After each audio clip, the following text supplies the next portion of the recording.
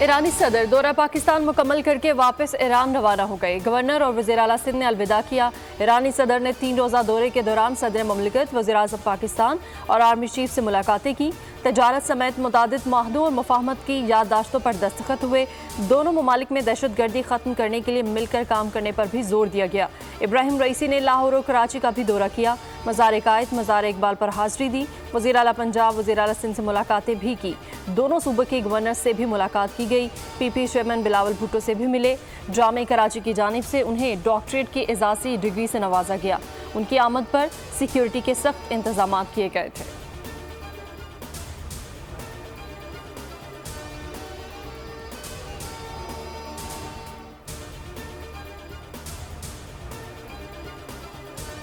پاکستان ایران کے تعلقات تاریخ، ثقافت، مذہب سے جڑے ہیں۔ دنیا کی کوئی طاقت ہمارے تعلقات خراب نہیں کر سکتی۔ ایرانی صدر کا دنیا کو واضح پیغام، کہا پاکستان اور ایران کے تعلقات تاریخی ہیں۔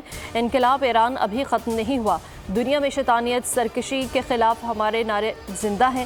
فلسطین کی آزادی ایران کی سب سے بڑی ترجیح ہے۔ اسرائیل کے خلاف جنگ میں کامیابی فلسطینیوں کی ہوگی۔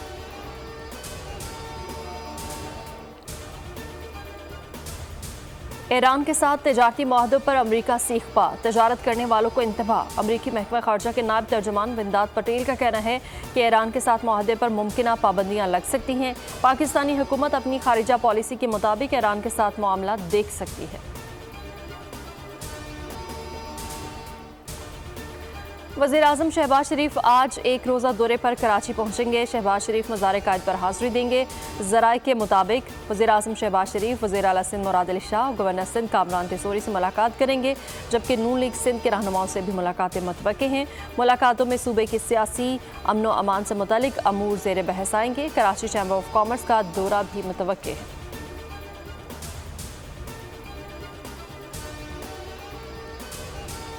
لکی مروت میں شادی والا گھر ماتم میں تبدیل، فائرنگ سے 6 افراد جان کی بازی ہار گئے، ایک شخص زخمی۔ واقعہ شادی کی تقریب میں محفل موسیقی کے دوران پیش آیا۔ پولیس کے مطابق 2 مخالف گروپس نے ایک دوسرے پر فائرنگ کی۔ مرنے والوں میں ایک راہگیر اور شادی میں شرکت کرنے کے لیے آنے والے افراد شامل ہیں۔ لاشوں اور زخمی شخص کو اسپتال منتقل کر دیا گیا۔ ملزمان کی تلاش کے لیے چھاپے مارے جا رہے ہیں۔